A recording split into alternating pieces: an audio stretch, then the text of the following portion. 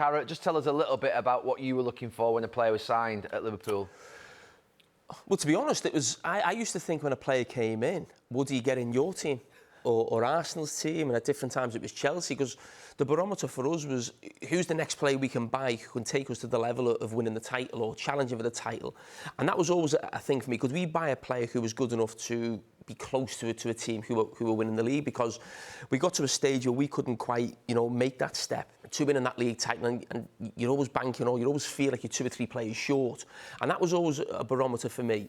Could this player be the guy who takes us to the next level? And we had players who did that, not quite in terms of the title, but would take you to another level as a team. But more often than not, through my experience, those players would be players who delivered straight away. There was a moment when we signed a player at Manchester United. It was the only time it ever happened, was when we signed David May from Blackburn, and he was seen as a right-back stroke centre-back, and I thought, oh, that's because the manager doesn't fancy me. And I felt a little bit sick in my stomach thinking I was going to be replaced. Was there ever a moment that Liverpool signed a player and you thought, I'm going to struggle here, he wants me out? Yeah, that happened to me most seasons. No, seriously, it did. It was up until I got to the age of 25, 26, did it stop happening, because I played a fullback, and I wasn't seen as a fullback. I was always seen as a stopgap fullback. But more often than not, I would still play ahead of the recognised fullback who they'd brought in. So initially, I think it was John Risa came in after I'd played left back for a season. We won 3 trophies that season, but he brought John Risa in. A couple of seasons later, it was Steve Finnan. I was playing right back then. Risa was left back. Steve Finnan came in, and it was funny in that Rafa Benitez then came into the club, and his first signing was a right back, and I'd finished the season right back under Gerard Houllier. But I must be honest, when Rafa Benitez's first signing was a right back and he didn't really know me as a player so much, I wouldn't say it knocked me. It was always like, oh, I've had enough of this. It was almost this constant fight of trying to prove myself better than X, Y, or Z who came in. And it should be like that at a top club, but it just felt I did a little bit more. You said about sort of David May, then you obviously establish yourself as right back. I mean, who else came in at a different stage? Maybe the latter end of your career, you think, I'm done? It was Raphael coming through. That was probably the only time that the manager signed a full-back where I thought that was a direct challenge, but it was obviously a young player. Obviously, I'd seen them coming through. That was the time where I thought, and it was actually watching them in training towards the end that made me think, I'm way off this. I'm absolutely miles away. It was either Wes Brown or John O'Shea, but I felt like we were part of a squad in the team. So when Wes took my position when I got injured in 2008 and had an unbelievable season, Wes, he was brilliant at right back that season. I actually don't think I could have played as well as Wes did that season. The way he played, he was unbelievable. By then, I was established. I was 32. I was comfortable. I didn't really feel threatened by anyone. I wanted us to be really good and continue winning. But it was Raphael towards the end. Who was a player, when you're watching training, that you sort of feel like straight away? Because that was always the feeling I had. I don't know what it was like with you, where you're assessing people in training even before they played the first game. What's the first training session like? What are they like in the first week? And there was definitely 3 or 4 players who I felt straight away I knew we had a player. The 2 certainties, one that I knew was Rooney. It was like not even a risk. You just knew he was going to be absolutely unbelievable. Even though we had to wait for him to make his debut because he was injured, obviously. I never thought that one was a risk. The other one that I didn't know, but we spent a lot of money on, was Van Nistelrooy. And the first time in training, watched him do a shooting session, and he hit one. Whoa, you can't kick a ball like that. When someone finishes in training, you think that's a proper player. That it was probably him. He's the one that I didn't know, that I think I looked at straight away and thought, he's unbelievable.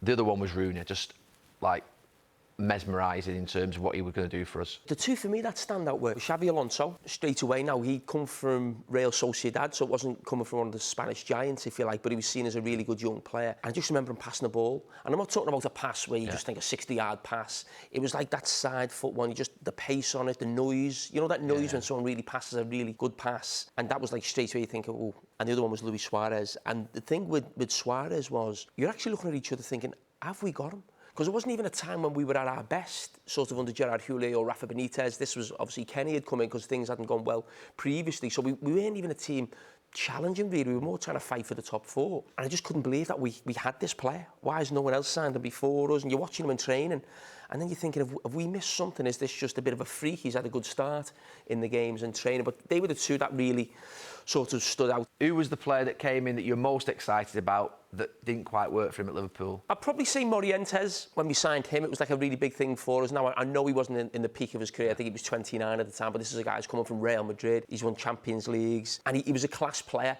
And I never even though the signing didn't work, it doesn't make me think he was a poor player, because you could see it in training. He was just class. What did he think of you? What did he think of you? He actually put me in his best team. Did he? Yeah, I couldn't believe it. The back of 4-4-2, I was like, wow.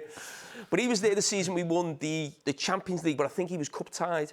So he didn't play. So we used to play a lot of the league games, and it was just too quick for him, the pace of the game. That may have not been a problem 4 or 5 years before, but you could see his touch and the way he used to move the ball. It was just, he was a class act who was at Liverpool basically at the wrong time. He's just a player who I think I'd love to have had him probably 4 or 5 years earlier, really, but we just got him the other side of like maybe his peak years when he was at Real Madrid, but there was no doubt watching him, you knew he was a class act. And you? I think 2 that I can think of that were brilliant players, but it just didn't quite work for them. One was Diego Forlan, who went on to be an unbelievable striker in Spain, but just didn't quite work for him. He did well towards the end, scored a few goals, but you knew that he was going to be a prolific goal scorer somewhere in some team in a certain type of football, but didn't quite work for him at United. Could you see it in training? Yeah, because he was athletic, he could finish, he was lively. He wasn't rapid, quick, but his movement was really good and around the box. But I don't know what it was, but it just didn't quite click as it did do, obviously, when he went to Spain, where he scored a bag full of goals. And the other one was probably the one that is unbelievable player was Juan Sebastian Veron. Like 28 million was like unheard of in terms of sort of a player like that. You were bringing world-class midfield player, but the problem was we had the best midfield that I'd ever seen. Probably I still ever seen to this day. You know, Becks, Scholes, Keane and Giggs. So you were breaking that up. So he had to fit into that. And he came in, he played on the left, he played in the centre, he played on the right, he played off the front. And then Scholes, he moved off the front, and it ended up just sort of like, it didn't quite work. So we were quite a formulaic team, quite methodical in terms of how we played. You know, everyone knew each other's movements, everyone knew each other's positions, particularly that 99 team. It was like clockwork. And it just didn't quite suit, even though he was a brilliant player. You'd say it wasn't a failure by any stretch of the imagination, but just didn't quite fit with the way in which we were playing. But it was such excitement around that signing. He was a brilliant lad as well. I think with my own experience with Liverpool, I don't know what you think on looking from the outside. But right now, I think Liverpool are as good as anyone in the world in terms of the recruitment, and Jurgen Klopp knows exactly what he wants for a specific role. I felt so often when I played that we'd end up buying players and they'd end up playing somewhere else because they weren't good enough in their own position. The amount of times we bought a striker and he ended up on the right wing, or you bought someone who's supposedly a central midfield player and you say he's not robust enough for the Premier League, you put him number 10. And we just had that a lot. And I don't know, as I said, what you thought looking in at Liverpool's transfers at that time, but that was the frustration for me. When I played against Liverpool for probably, 15 years, I can't remember ever playing against a top left winger that you would say, what a player he is. Obviously, Barnes was coming right towards the end of his career, John Barnes. He was playing in midfield when I started. McMahon was playing off the front 2 or in that sort of position where he floated around. I never played against a decent left winger for Liverpool. You could never fill that left wing role. The team I felt was the best that really challenged you in 2009 for the title. If you look through the spine of those teams, there's very little in it.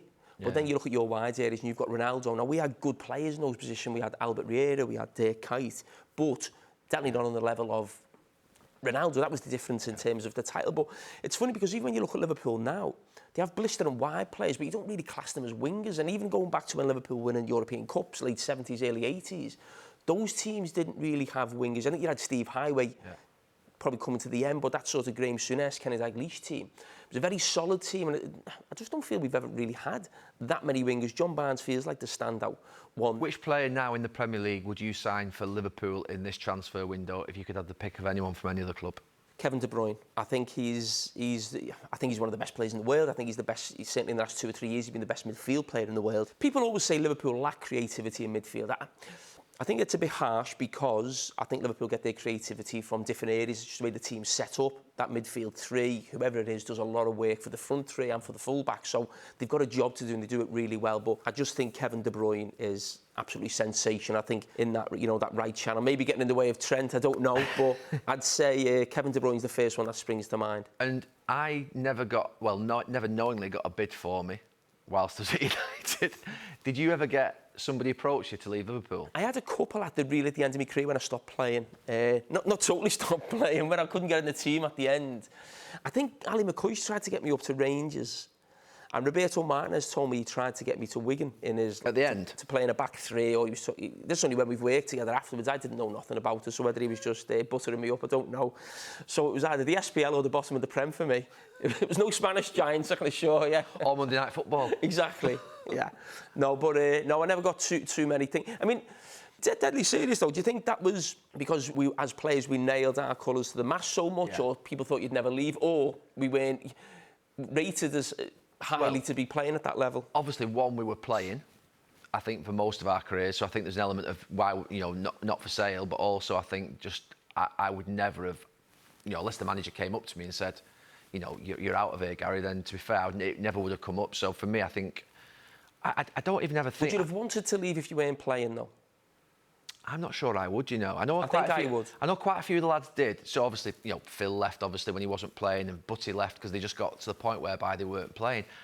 I don't know, I was a bit strange, me, about United in the terms... I actually don't think I could have played football for anyone else. Probably stupid to say that, but I think I would have been a waste of time elsewhere because of the fact that my feeling for the club probably elevated me to a level that I probably couldn't achieve anywhere else, and I've probably, probably been bang average somewhere else. Whereas a United team, just because of how I felt for the club, that's why no player at Liverpool, when you were talking about before, they might have signed more talented players to replace you, but they couldn't ever replace you really, because the passion and the commitment and the spirit that you have for the club out on the pitch, I think it makes you a bigger force than probably someone with a little bit more talent. I genuinely believe that. I think Sir Alex believed that more importantly than I did. I think that's the reason myself, Darren Fletcher, Nicky Butt, Scholes, Giggsy, John O'Shea, Tom Cleverley, Wes Brown. That's why we stayed at the club, I think, for so long as players, beyond probably maybe our talent at times. Maybe not some of them, Scholesy and Giggsy and that, fair enough. But, we stayed beyond our talent because I think he knew that players could come in with more talent, but they couldn't give that same consistency and that belief every single week. I think there was something in that. Talking about some of the biggest transfers Manchester United have been involved in, and one of the biggest has to be in the Premier League here, and maybe the biggest, is Eric Cantona coming to Manchester United. It certainly changed the fortunes. What was that like for you as a young player? It didn't feel like that at the time when we were at the club. It was a big thing because of Leeds and the hatred with United. Generally, it wasn't as big at the time in terms of you didn't think that was the impact he was going to have. No one thought, well, Leeds certainly wouldn't have thought that was the impact he was going to have. He was bigger than a football. He's like, you think about icon at a football club, and you think about legend. Eric was like an icon. He was like, with the fans, he was like, almost like God. Before we talk about players coming in straight away, and you could see it in training, you could see it in the early games, was it like that with Cantona? I think it was early on. It was that on the pitch. I think when that sort of standing up and that chest out and that arrogance, and the fans absolutely adored him. And he always delivered when you wanted him to deliver in the big matches at the biggest moments. And that to me was what defined him at United. He delivered in the biggest matches that took United to league titles, season in, season out. Honestly, he was Schmeichel maybe as well in terms of his saves.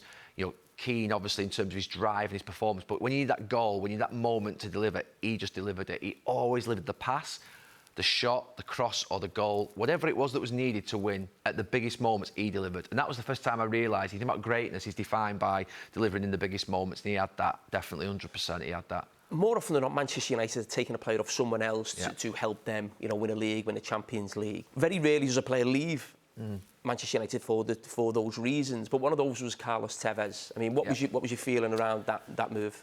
At the time, I felt let down a little bit. I voiced it at the time. I can't understand how anybody playing at Manchester United with Rooney and Ronaldo up front, which is probably as good as I've ever seen, by the way. I mean, Carlos Tevez was some player with Rooney and Ronaldo up front. That is as good as it gets. Tenacity, class, goals, skill, defending, attacking, link play, dribbling, everything. Everything you'd want to see in a football team and in a football player, them three had between them. I couldn't understand how he would want to engineer a move to the closest rivals. City were building a project at the time, but they weren't anywhere near where we were at United. We were playing in Champions League finals and winning them. I just couldn't understand it. I couldn't understand it. It was the sort of this idea, the lack of loyalty, this lack of, you come to United, you sort of embed yourself in the team, you wed yourself to the club. You can't go and play for them. You can't go and play for them. If we still want you, you can't go and play for them. Well, if you felt like that, how do you think the manager felt? 100%. But I also understand now as I look back, you look at sort of the advice he had around him, the agents had around him, he was third-party owned, the money was a big part of it, and obviously he was going to get paid a lot more money over at City. And I get that in a way. I just felt at United, I always felt that there was a loyalty and a commitment to the club. And that's why, when Rooney has to, he put that there was a little bit of flirtation with City, and that's why I think he got a lot of stick at the time. It was seen as being sort of like, bad form. And obviously he didn't go in the end. But if he had gone, it would have been a little bit like Sol Campbell. Rooney going to City would have been a little bit like Sol going to from Tottenham to Arsenal, which is probably the one that Now, people talk about Cantona leads to Manchester United, but I think Sol from Tottenham to Arsenal was the one that I think has caused the most anger, hostility, probably in my time that I've seen. I don't think Carlos going to City caused the same anger and the same sort of feeling between the clubs, but it bugged us. Yeah, I think when you talk about Rooney, that I think of Stevie in that situation almost going to Chelsea, and I just think you're going to lose all the love of what you've done. That sort of 5 or 6 years here you've done at a club, that's all going to be lost by going to this next club. It's a short-term play. Yeah, I think it's players who do it are either doing it because they haven't got the love for the club in the first place, or they're not thinking long-term. And I think long-term thinking is really important. You've got a post-career that goes from 35 to 75, and I think your employability, your likability, your legacy, if you like, in that 40 years is defined by the decisions you make and your commitment you make in that 10 years of your career, 15 years of your career. And if you make a decision during your career that is seen as disloyal, you'll be, I think, judged upon that in your post-career as well. I do genuinely think that. I think that's generally something that it pays you back sometimes, I think, further down the line. I agree. I think with Stevie, obviously, people say he never won the Premier League, but I actually think if you actually stand back from that and look at that, I think probably the respect he gets around maybe world football for staying at Liverpool, because we weren't great at certain times when he was playing there. We had some really good sides getting to Champions League finals, but this thing of, you never won the league, and then I think, but certain other players have won the league, and I just think, would you rather have that sort of respect and a sort of loyalty for one club and how you thought of? And I agree with you about legacy. It must be difficult. You win trophies, but you do lose something. You lose something. Your boyhood club, the one that you loved, the one that brought you through, the one that looked after you when it was your toughest, the one that gave you a chance. And when you got there, you just jumped. Do you know what I mean? That's the bit that's in your mind. That you do lose something with that, but you gain other things. You gain financially. You gain by winning trophies. You gain by experiences that you've had playing in the biggest matches. But I think there's definitely a loss with it as well. If someone was in that position as a player and thinking about making that move, would you encourage them to make that move even if you wouldn't do it yourself? Because you did speak to Steven Gerrard trying to get him to Old Trafford, didn't you? And Wayne Rooney. How long did those talks last? Shameless, absolutely, yeah. I've got no problem with other people doing it, coming to us. It's going the other way. No, I completely get it why. I get it why if you weren't winning and you were at a club that didn't have the ability to give you the trophies. We've seen it in this summer, haven't we? Jack Grealish leaving Aston Villa, Harry Kane trying to leave Tottenham because he doesn't think he can give him the trophies. And he wants the trophies, he wants to play in the biggest match, he wants those medals round the neck. I get it. I completely get it. I understand it completely. I think if you've got medals round your neck and you're competing for trophies and you're getting paid, that's when I think I find it a little bit more difficult if it's one way. Sometimes players leave because it's, there's a breakdown in communication between the club and the manager, or it's just right for both. David Beckham left to go to Real Madrid and it felt absolutely the right thing to do. Cristiano Ronaldo left Manchester United to go to Real Madrid because he always wanted to. It was clear that was something. It didn't feel as though there was the animosity with those two examples because it was almost like you knew it was probably going to happen. There's an acceptance from both sides. It's where the sort of club wants to keep you and the player is antagonising for a move or pushing for a move. That's where it becomes a bit difficult, I think. Figo went from Barcelona to Real Madrid. I mean, that was massive. How would you go about that? And would the manager speak to you in terms of, like, he's a player we like, he's in the England squad, can you have a word with him? Is it, you mentioned Rooney. I mean... Will I get fined by the FA for this, for an illegal approach? Look, I think, to be fair... Everyone does it, don't they? What I mean is... I think it'd be something casual. It wouldn't be like, go and poach him or anything like that. It'd be, have a chat, see what his plans are, see... where does he like to eat? What was he like... it's that type of thing, have a conversation. And I think there was 2 or 3 times it happened with England with me where I spoke to Alan Shearer during Euro 96. I had a conversation with him. But I was more junior at that time, so I couldn't have a serious conversation with him. Definitely with Wayne Rooney, had a little chat, but just again, he was a younger player, so you can't put too much pressure on. It's going to be, with Steve, it was a full-on assault. Let's get him out of there. I want him out of there. To be fair, Stevie's answer was, he said, my family and me would never be able to go back to Liverpool ever again. It was a very short conversation. Yeah, he was very loyal Liverpool fans. Not as loyal, I think, when John Terry went round to his room, but...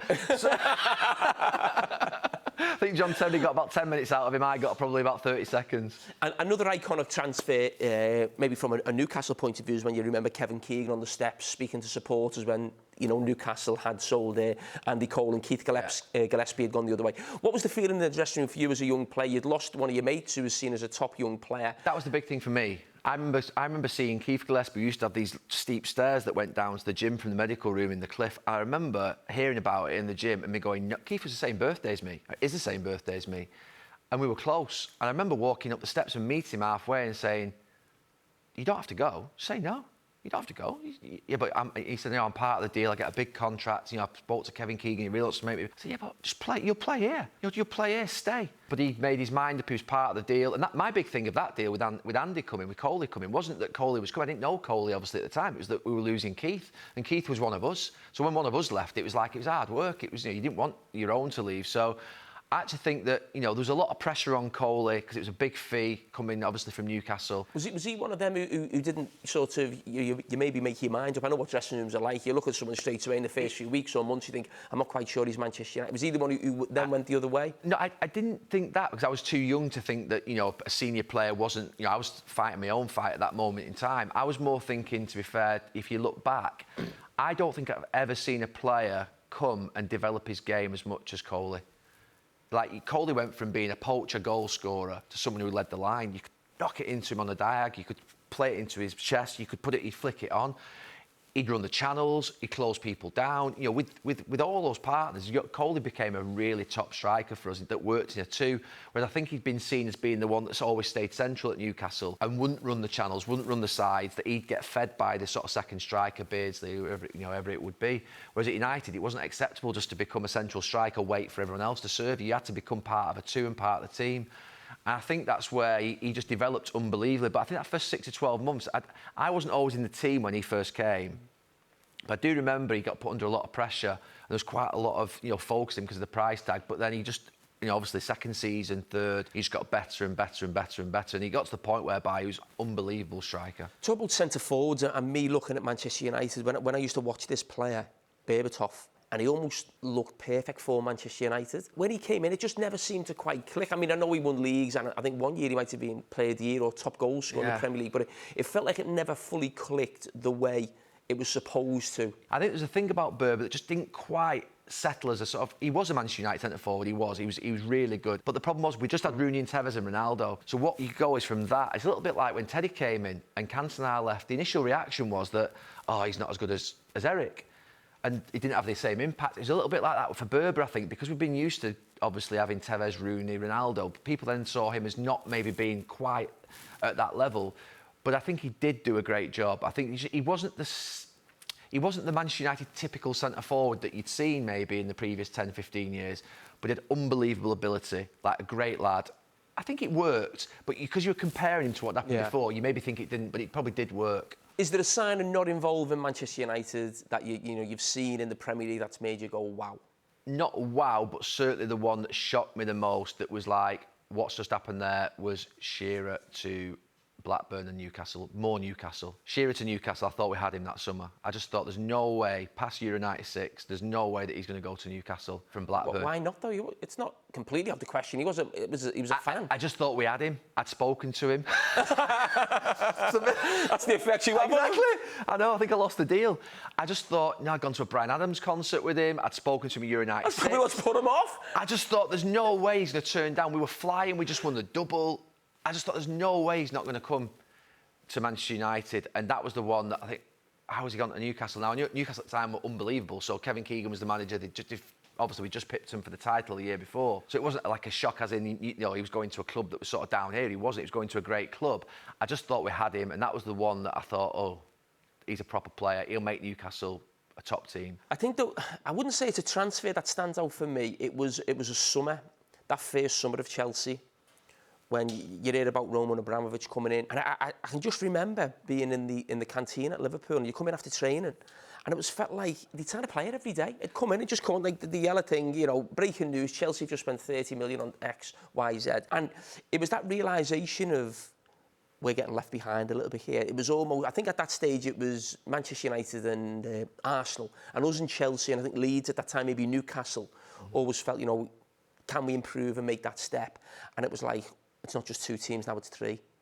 And I think they eventually just overtook Arsenal and became, United and Chelsea then. And it was that sort of astonishment of it happening. You're sort of laughing with the lads, but at the back of your mind, you're thinking, this is not good. I had 3 experiences of Mourinho that I think very, very quickly in his, a couple before he came to England and one obviously after he came. The one was obviously the sliding down the touchline, so he was massively on our radar that he had something about him. He won the Champions League. Then I think it was 2004, and we were in Manchester pre-tournament for a camp for a week. You come and see the Chelsea players. Remember? Yeah. And he came and saw the Chelsea players, and he sat down with 3 or 4. Like I think it was obviously JT Frank, was Joe Cole in? I'm not sure if Joe Cole was in there as well. So there's 3 players. I always remember him coming in, and I remember them coming out after and saying, "Oh my God, this guy's for real." Obviously, they were good lads, weren't they? He spoke to him. He said, "This guy's for real. It's something different," and that straight away had an impact on me. And then we played them the very first game at Stamford Bridge, and we had a few injuries. I think Roy was centre back that game, and they beat us 1-0. And I just remember them being strong and thinking, I can't see a pass. And the only time I've never been able to, many times I've not been able to see a pass, but the type of team that I used to look up and think, I've got no pass, was the Tony Adams back 4 Arsenal team at Highbury. I used to look up that 98 team, 97, 98, Vieira, Petit, Adams, and think, I haven't got a pass. The normal passes that you see. Yeah. You want into the strikers, you want out to you, and they were just like, I haven't got a pass. And that Chelsea team in that first game made me feel like that. I thought, these are going to be good, these. I can't see a pass. They were just strong and they were like tough. And I thought, so 3 experiences straight away, I thought, yeah, there's something there. We weren't quite our best at that time either. But I had a good impression of him early on. That Jose Mourinho's summer was like, he made a good impression through the previous season, but also what he did with the England lads as well.